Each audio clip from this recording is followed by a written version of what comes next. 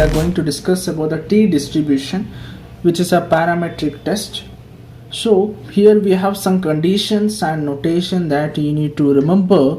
Parametric notations. Okay, this is slightly different from the previously we have discussed sampling distribution. So you can see n is less than 30, that means the sample size should be less than 30. Then we have to go for T-distribution, that is T-test. X bar, it is nothing but the sample mean. S is the sample standard deviation, and mu is the mean of population. These are some notations that you need to remember. Now T is given as, T is nothing but the, which is also called as student's T. It is given by x bar minus mu by S into under root of n minus 1, where n is the sample size. Now degree of freedom, it is nothing but nu.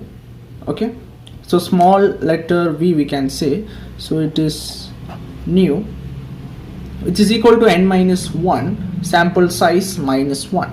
The next one is confidence interval or confidence limits for the given population, they might ask, which is given by, it is nothing but an interval. Okay, x bar minus tc into s by under root of n minus 1, comma x bar plus tc into s by under root of n minus 1. Here the only the change is that here minus sign is there, here plus sign, that's it.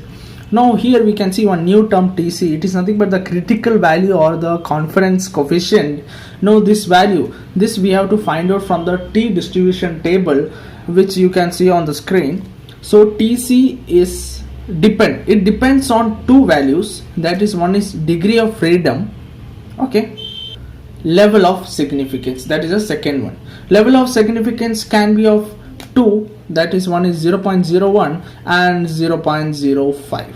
okay, it can also be said as 95% and 99%. So these two things you have to remember, because table contains only these two values of level of significance, one is 0.01 and 0.05. so the critical value or the confidence coefficient depends upon this, that is degree of freedom and level of significance. And how to test the hypothesis, we need to find the T first, then we have to go for the TC, and you have to check whether T belongs to minus TC comma TC.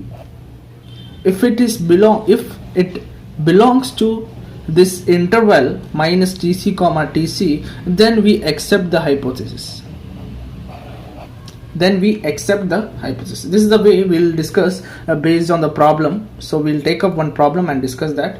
So here I have taken one small problem. You can see over here 5 measurements of the reaction time of an individual were recorded as 0.28, 0.30, 0.27, 0.33, 0.31 seconds. So 5, sample size is given as 5. We have to find 95% confidence interval. This is nothing but, what is 95%? It is a level of significance, that is nothing but 0.05. Always remember. So it is 95% means 0.05.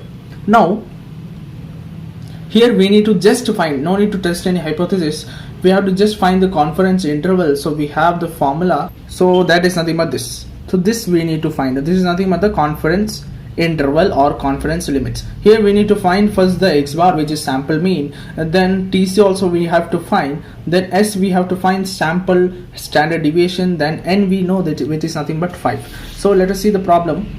So how to start with the problem? N is given as 5, so numbers are given. Now we need to find the x bar, which is nothing but the mean of sample. So we have to just add all the numbers divided by number of numbers. What are the number of numbers? Here it is given 5, so add up all the numbers, divide by 5, you will get the answer as 0.298. Next, V is nothing but the variance. So why we need to find variance?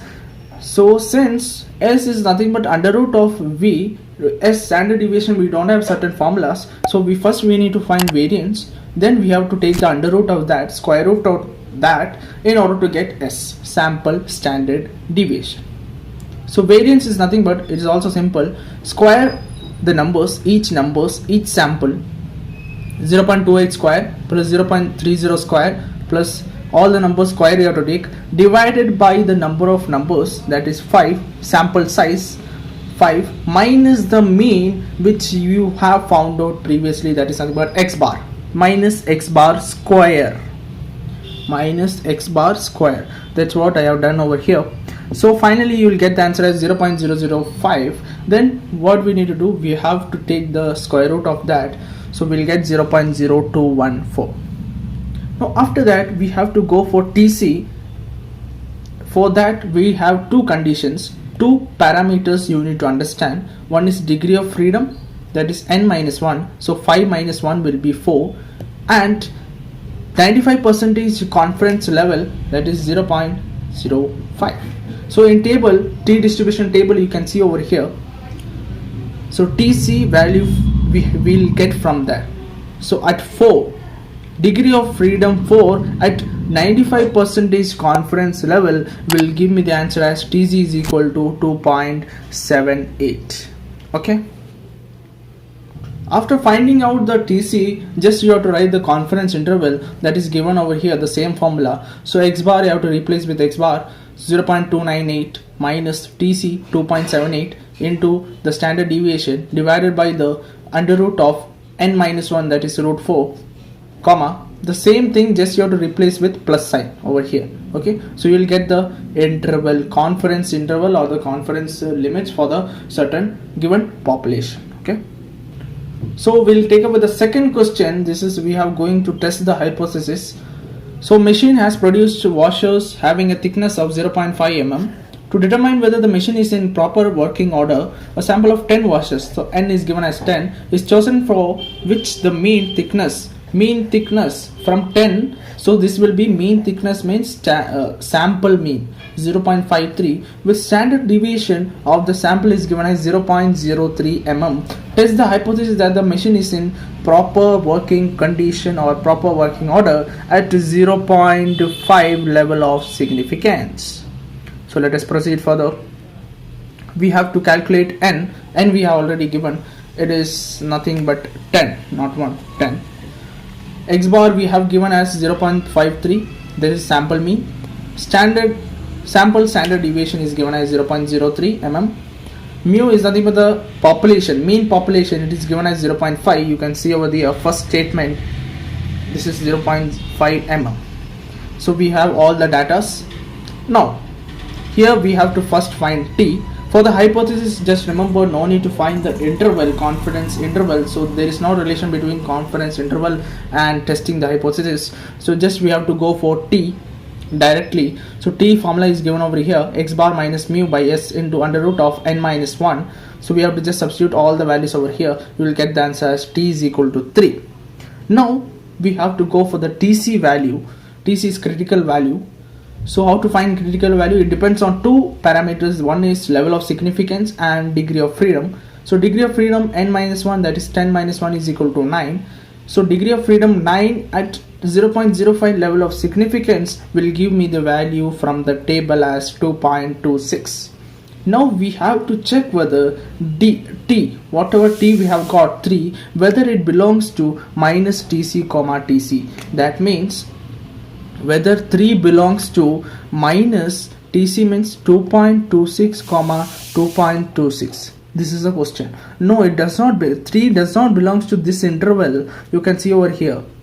Okay, does not belongs to this interval. So therefore we reject the hypothesis, and that means what?